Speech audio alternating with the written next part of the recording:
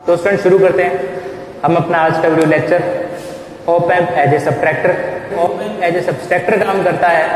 तो output voltage होती है ऑप एम्प की, वो इनपुट वोल्टेज के डिफरेंस के प्रोपोर्शनल होती है या फिर इक्वल भी हो सकती है। ये डिपेंड करता है आरएफ और आर1 किस तरीके से लिए गए हैं।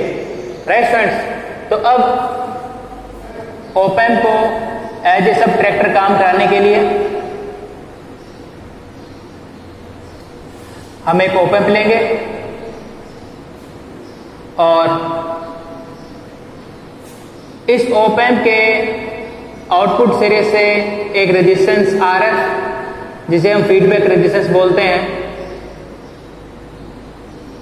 उस रेजिस्टेंस के एक सिरे से आउटपुट सिरे को जोड़ देंगे। राइट, और इस रेजिस्टेंस के दूसरे सिरे को हम इन्वर्टिंग सिरे से जोड़ देंगे। अब हम एक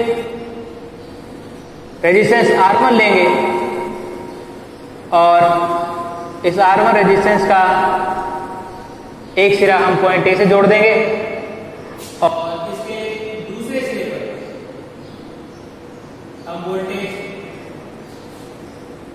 V2 लगाएंगे विद रिस्पेक्ट टू ग्राउंड।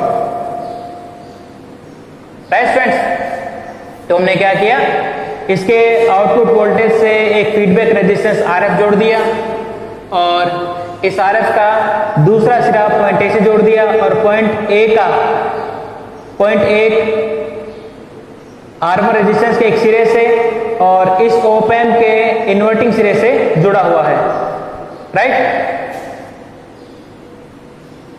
अब स्टूडेंट्स के नॉन इन्वर्टिंग सिरे से हम V1 वोल्टेज जोड़ देंगे और V1 वोल्टेज हम लेंगे with respect to ground. Right students, यानी इन दोनों सिरों के बीच में, यानी ग्राउंड और इस नॉन इन्वर्टिंग सिरे, इन दोनों के बीच में हमने V1 वोल्टेज जोड़ दी और इस R1 रेजिस्टेंस के एक सिरे और इस ग्राउंड के बीच में हमने V2 वोल्टेज जोड़ दी।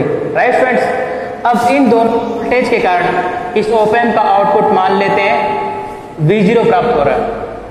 राइट स्टूडेंट्स, अब क्या है स्टूडेंट्स, आउटपुट वोल्टेज V0 ज्ञात करने के लिए हम सुपरपोजिशन थ्योरम का इस्तेमाल करेंगे।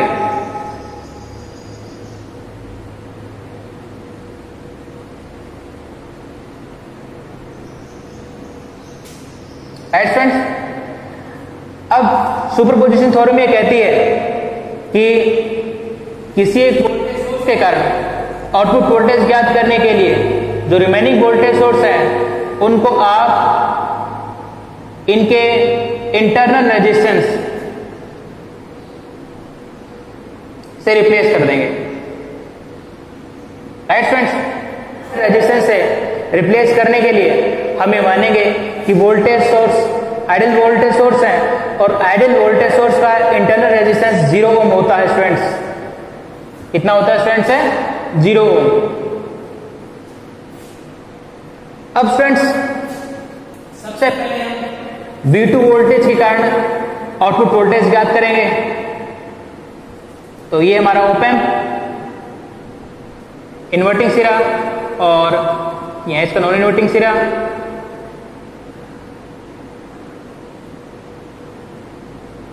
यहां जुड़ा हुआ हमारा फीडबैक रेजिस्टेंस, ठीक ऊपर वाले सर्किट के जैसा ही हम उसको बना रहे हैं स्टूडेंट्स।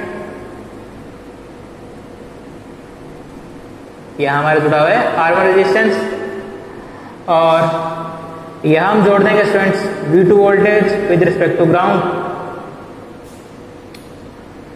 अब स्टूडेंट्स,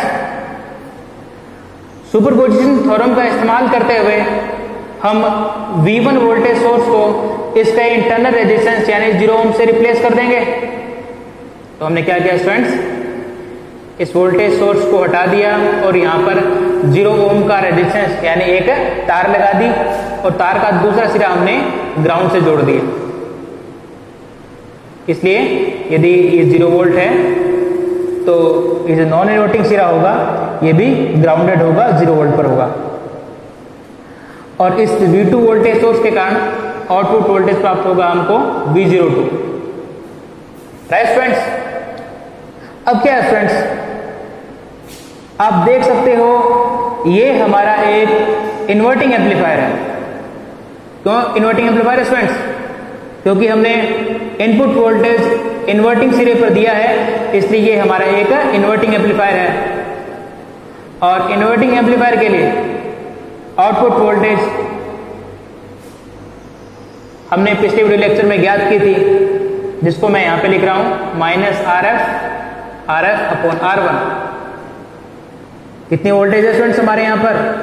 इनपुट वोल्टेज कितनी है स्टूडेंट्स? V2। राइट स्टूडेंट्स, बड़ा सिंपल सा काम था।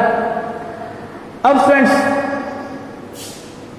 V1 वोल्टेज के कारण आउटपुट वोल्टेज ज्ञात करने के लिए हम सुपरपोजिशन थ्योरम का इस्तेमाल करेंगे।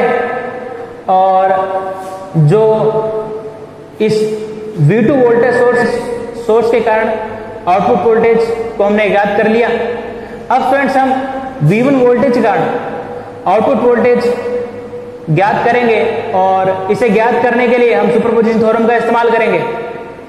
राइट स्टूडेंट्स, और इस सुपरपोजिशन थ्योरम का इस्तेमाल करने के लिए हम जो V2 वोल्टेज सोर्स है इसके इंटरनल रेजिस्टेंस यानी 0 ओम से रिप्लेस कर देंगे। राइट, तो अब देखो स्टूडेंट्स, जैसा हमने इस सेक्शन में किया, हम अब इस सेक्शन के लिए करेंगे।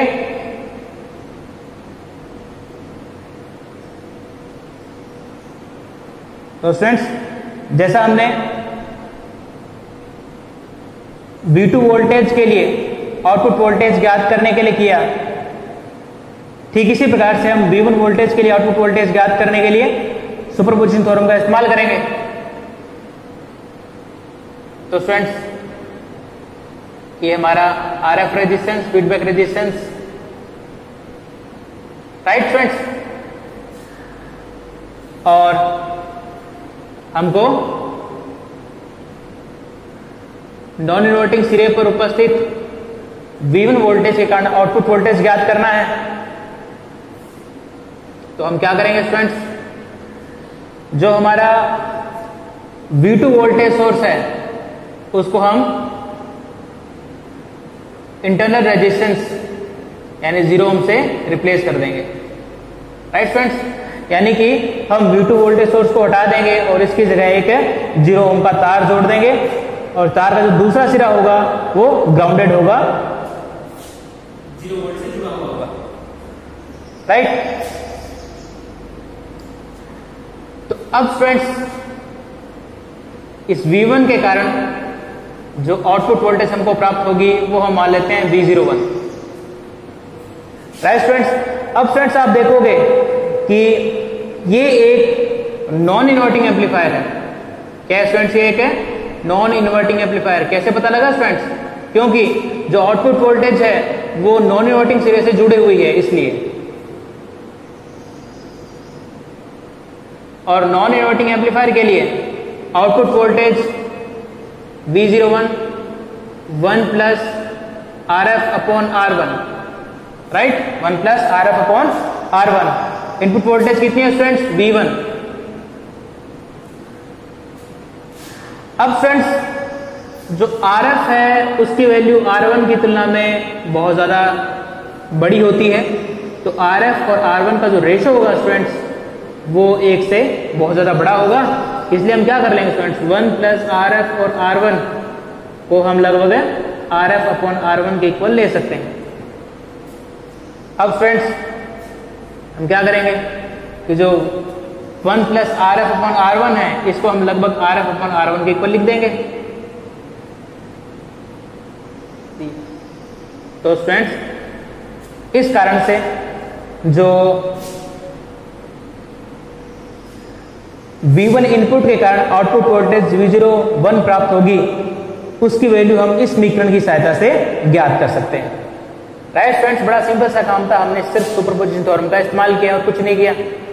और बाकी चीजें हमको पता थी, हमको नॉन इन्वर्टिंग एम्पलीफायर के बारे में पता था कि इसका आउटपुट वोल्टेज कितना आता है, हमको इन्वर्टिंग एम्पलीफायर के बारे में पता था कि इसका आउटपुट वोल्टेज कितना आता है। तो बस सिंपल सा तरीका हमने सुपरपोजिशन थ्योरम का इस्तेमाल करते हुए और जो हमारा पूर्व ज्ञान था इन्वर्टिंग और नॉन इन्वर्टिंग एम्पलीफायर के लिए उसका इस्तेमाल करते हुए हमने V02 और V01 ज्ञात कर दिए। अब फ्रेंड्स ये जो हमारा आउटपुट वोल्टेज V0 प्राप्त होगा वो इन दोनों इनपुट के लिए जो वोल्टेज हमको प्राप्त हुई V02 और V01 इन दोनों का सम होगा, राइट फ्रेंड्स। तो आउटपुट जो वोल्टेज होगी वो V2 इनपुट के लिए आउटपुट वोल्टेज V02 और V1 इनपुट के लिए आउटपुट वोल्टेज V01 का सम होगी, राइट फ्रेंड्स।